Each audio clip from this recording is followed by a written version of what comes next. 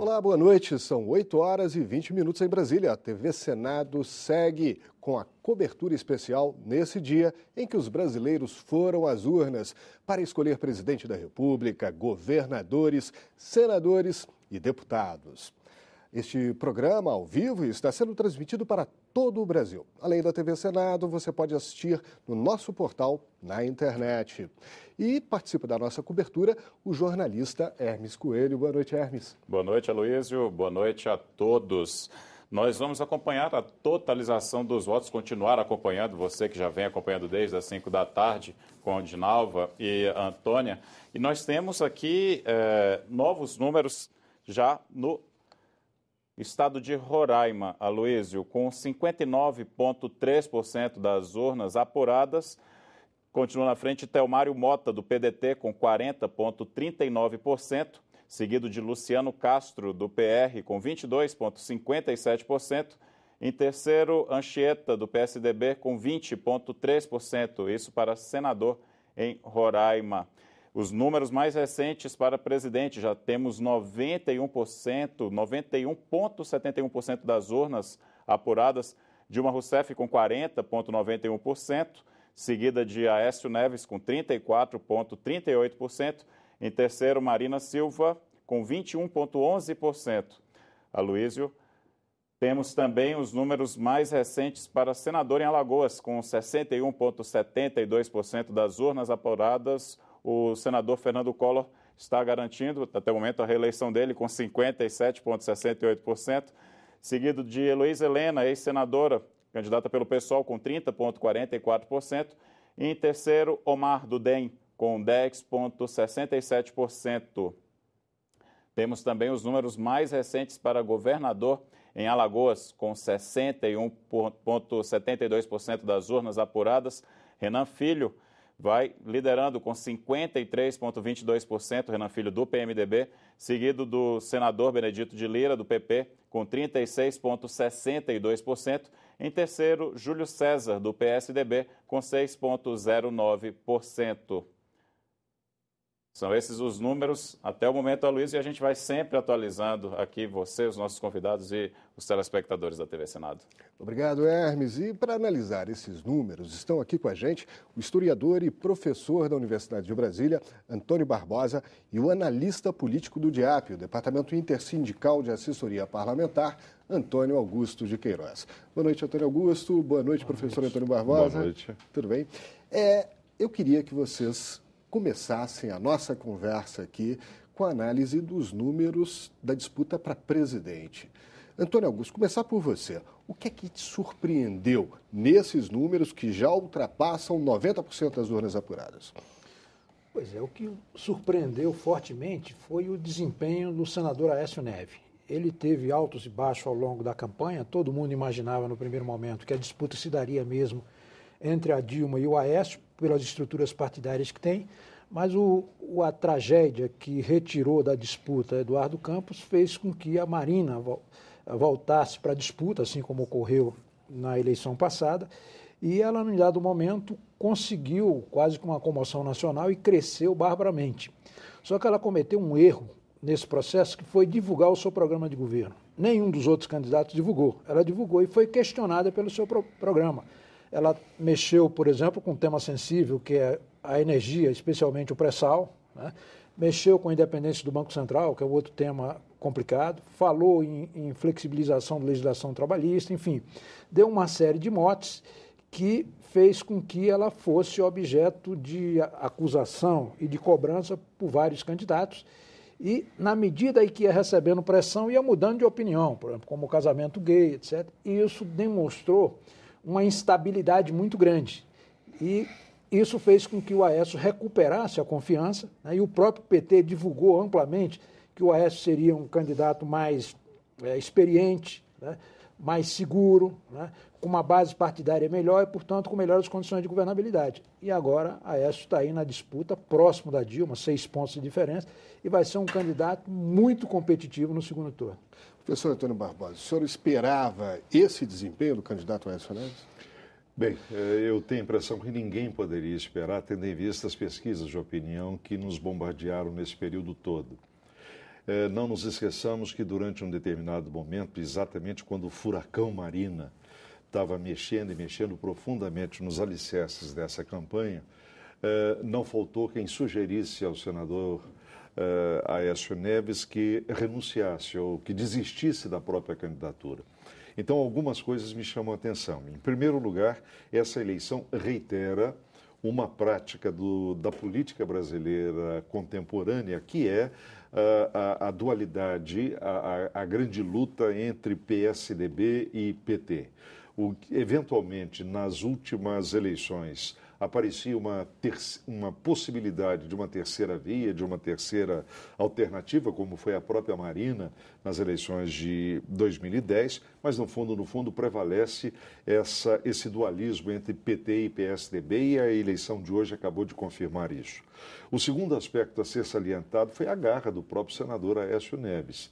Não nos esqueçamos que durante determinados momentos, aliados de primeira hora do PSDB, aliados de primeira hora de Aécio, chegaram a sugerir como se comportariam num segundo turno entre Dilma e Marina. Aécio enfrentou essa desconfiança, Aécio teve uma garra, uma ousadia muito grande. E há um terceiro aspecto que eu gostaria de salientar, porque normalmente a gente se esquece disso. É o fato de que o ex-presidente Fernando Henrique Cardoso, que simplesmente tinha sido esquecido nas campanhas anteriores do PSDB, assumiu nessa campanha um papel de protagonista.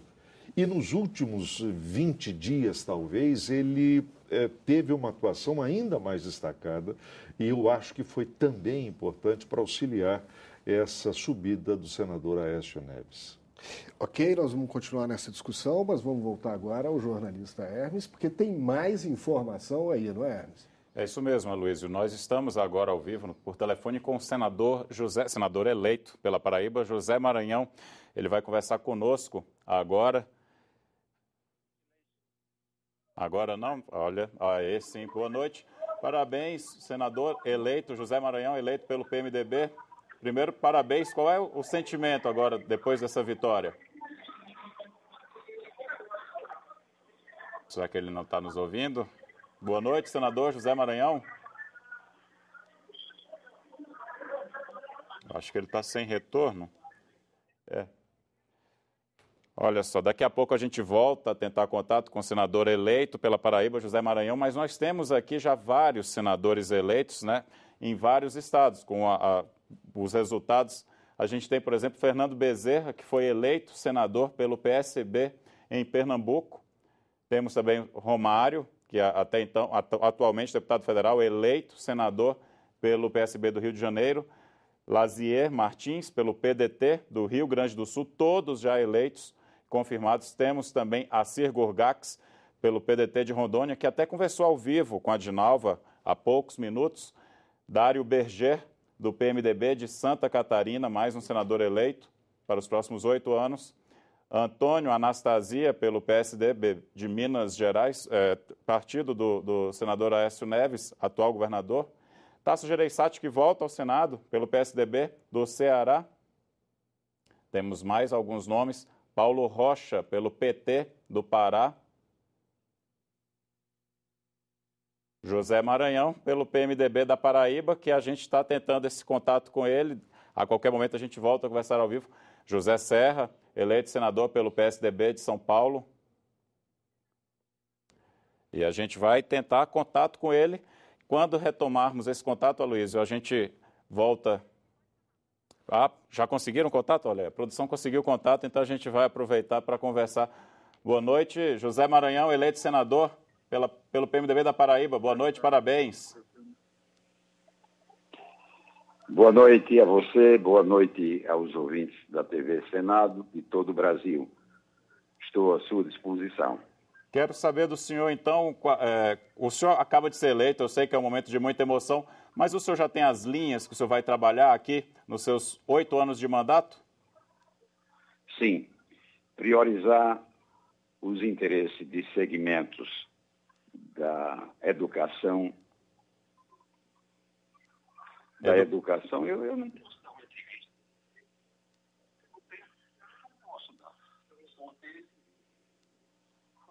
A ligação está ruim, o senhor está me ouvindo?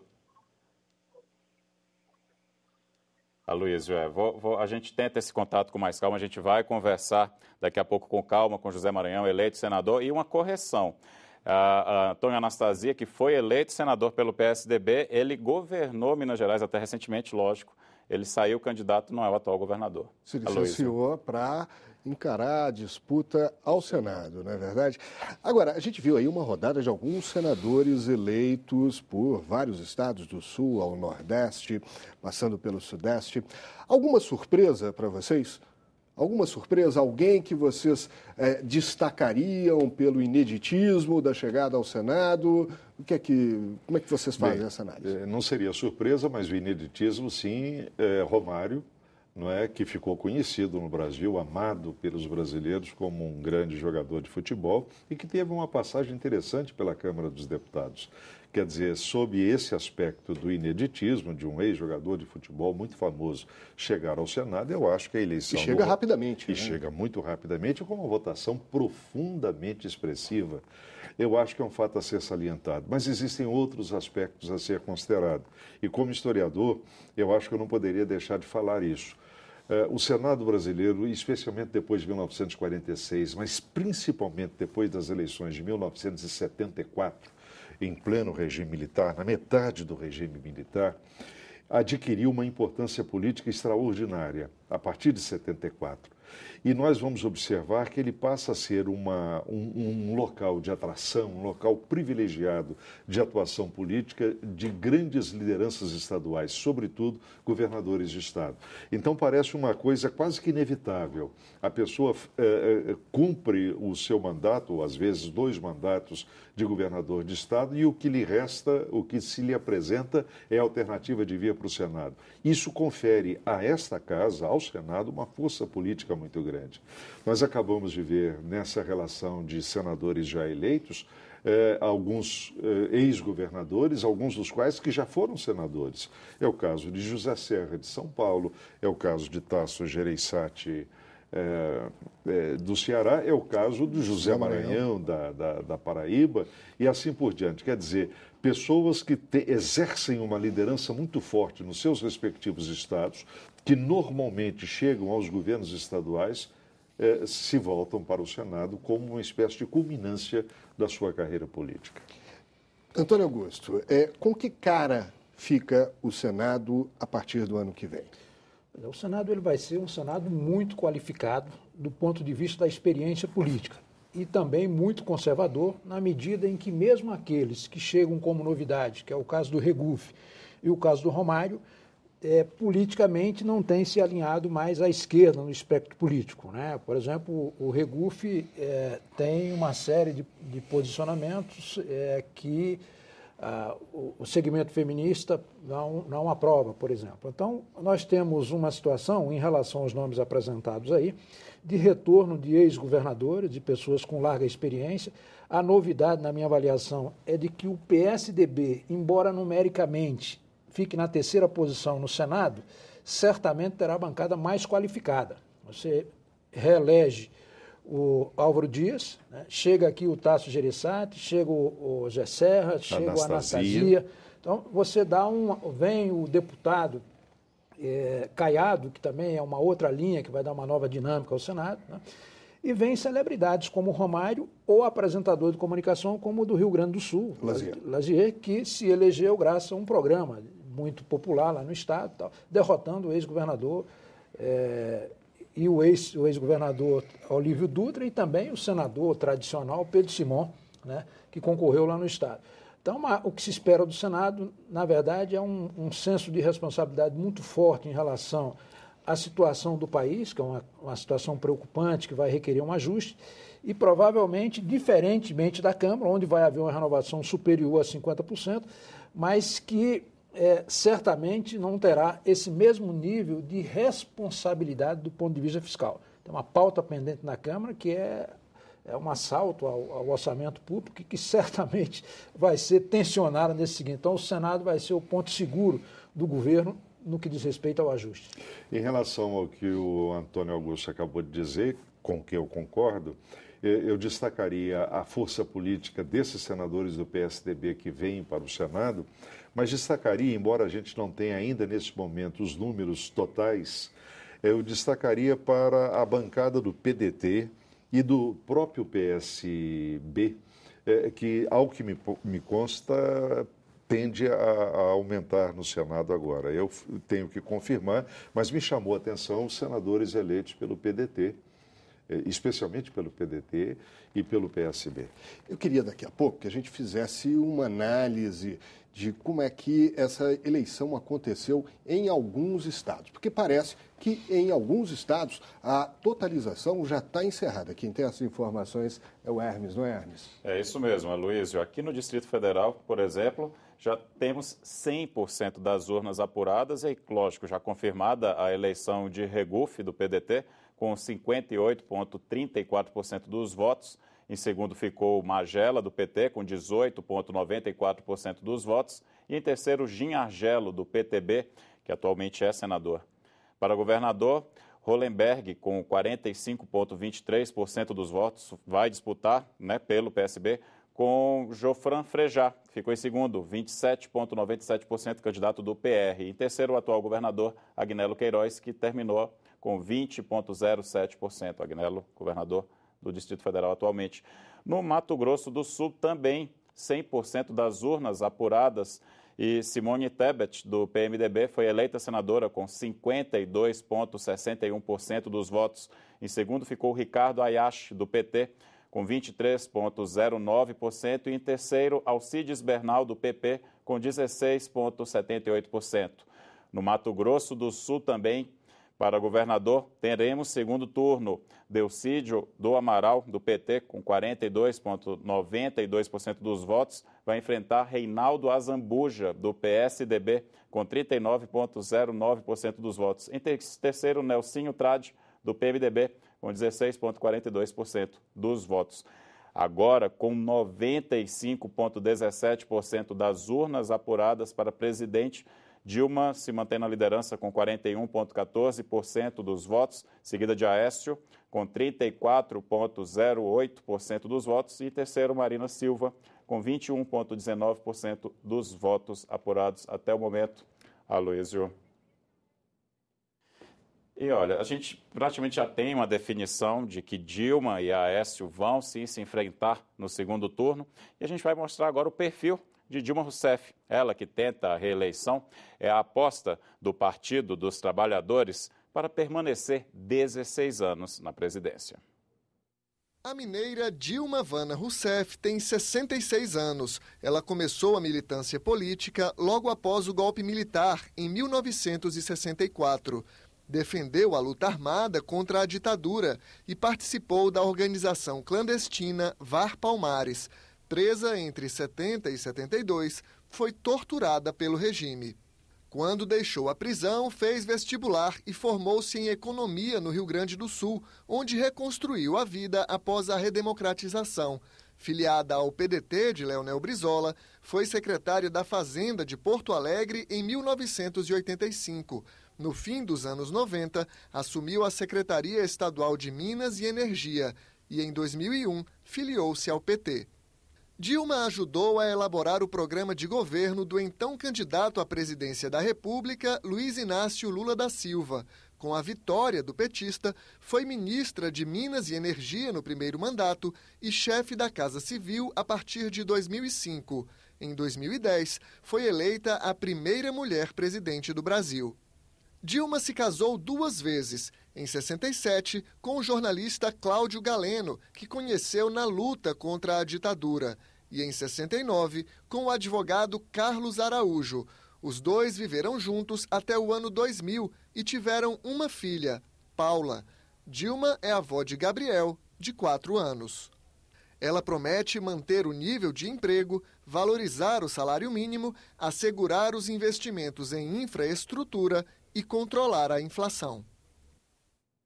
O candidato à presidência, Aécio Neves, que vai disputar o segundo turno, tem mandato de senador até 2019.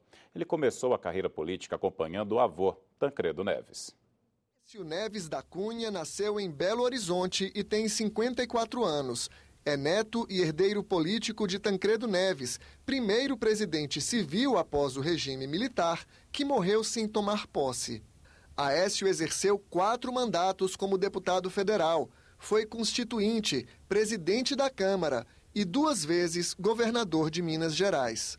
Em 2010 foi eleito senador, com mandato até 2019, defende o controle na edição de medidas provisórias e o repasse de 10% do orçamento para a saúde. Na década de 1970, ainda criança, mudou-se com a família para o Rio de Janeiro. Voltou a Belo Horizonte em 81 para trabalhar na campanha de Tancredo ao governo de Minas. Com a vitória nas urnas, tornou-se secretário particular do avô e participou da campanha pelas diretas já. Aécio é formado em economia, casou-se 2 vezes e é pai de 3 filhos. Um fato curioso é que ele já exerceu a presidência da República. Foi por 3 dias em junho de 2001, quando era presidente da Câmara dos Deputados. Ele despachou no Palácio do Planalto durante uma viagem do então presidente Fernando Henrique Cardoso e do vice Marco Maciel. Aécio promete recuperar a confiança dos investidores no país, reduzir o número de ministérios e combater a corrupção. Aloysio, 20 anos depois, temos aí ainda PT e PSDB disputando a preferência do eleitorado. Pois é, verdade, disputando num segundo turno que promete ser renhido, não é verdade? Como é que vocês estão vendo isso? Marina, que surgiu com uma terceira via a partir da morte do candidato do PSB, não obteve a preferência dos brasileiros para ir ao segundo turno e é uma eleitora forte nesse segundo turno. Como é que vai ser essa conjugação de forças? Como é que vocês veem isso, Antônio? Pois é, as condições no Brasil estavam dadas há muito tempo para que existisse uma terceira via consistente. Infelizmente, o Brasil, a partir da redemocratização, deixou em segundo plano a formação de quadros. Não há mais educação política, formação política, informação às pessoas sobre valores cívicos, sobre como funcionam as instituições, o que faz e como funciona. E o fato é que isso levou a um déficit de quadro e ficam se revezando no poder 2 partidos. A população não tem saudades do PSDB, não está plenamente satisfeita com o PT. Mas como são os dois que estão polarizando, que têm as maiores estruturas e a maior base de apoio social, eles disputam a eleição já desde 1992, né? 94, quando o Fernando Henrique se elegeu por a primeira vez, né? Então, essa polarização continua e, lamentavelmente, não há uma terceira via que era saudável para o Brasil para que houvesse essa alternância no poder. Concordo que a disputa vai ser muito acirrada, talvez uma das mais duras do Brasil, superior até às anteriores, porque a conformação que se desenha vai ser da seguinte ordem. A Dilma, de um lado, com apoio dos movimentos sociais e de blogs e de frações do empresariado, e o Aécio com apoio maciço da mesa, do setor empresarial, de setores da classe média, e vai ser uma disputa com o mesmo tempo de televisão, né? Na cara a cara vão ter que debater os seus programas de governo, com 2 delações premiadas em curso, que vai certamente afetar negativamente a candidatura da presidente Dilma. Então vai ser uma disputa muito acirrada e de difícil previsão o seu desfecho. E Marina, onde é que fica nessa história? E aí quem for eleito vai ter que pacificar o país, porque ele vai estar literalmente dividido. A Marina, é minha opinião, que ela vai encerrar a carreira política dela, porque ela não vai apoiar nenhum dos 2 candidatos, e se não fizer isso, é o fim da carreira política dela. E se fizer, não se sabe ainda se o partido irá acompanhar, né? A Marina e o PSB são coisas diferentes, né? A direção do PSB não concorda com muitas das propostas da presidenciável. De modo que é uma situação imprevisível que vai acontecer com esse eleitor da Marina. Ele certamente irá em maior número para o Aécio, né?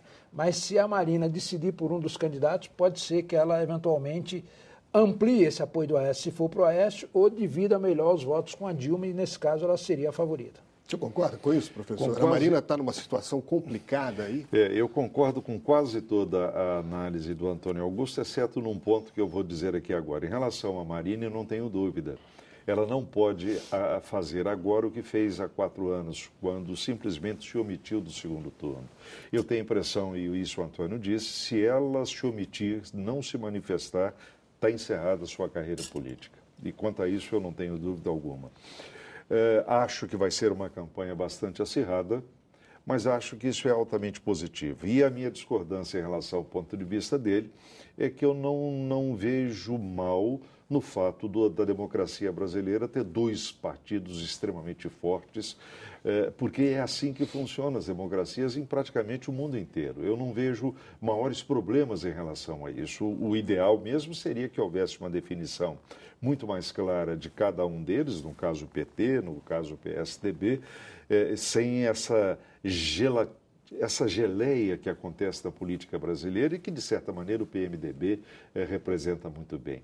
Uma terceira via que poderia acontecer entre nós é o PMDB, mas esse aí já fez uma opção claríssima há muito tempo. Ou seja, ele prefere ser uma confederação das oligarquias ou dos grupos dominantes nos estados do que tentar apresentar